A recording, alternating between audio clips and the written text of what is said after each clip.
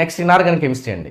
ఇక్కడ chemical bonding 3 to 4 వరకు maximum వెళ్ళొచ్చు. P block 2, periodic table and periodicity properties 2.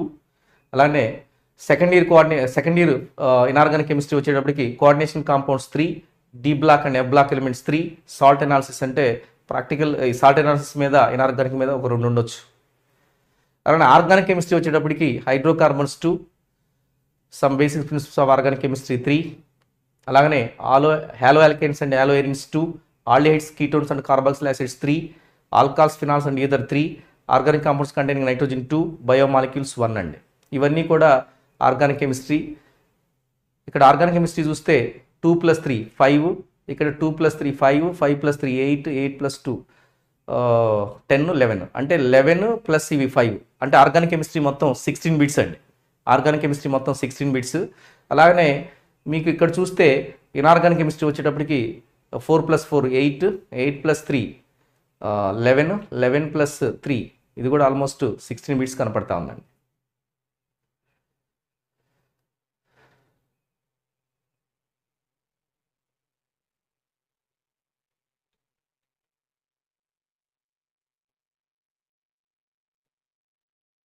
ఇది ఆల్రెడీ వచ్చిందండి, ఇది స్లైడ్ రిపీట్ అయింది organic chemistry. Okay, no problem.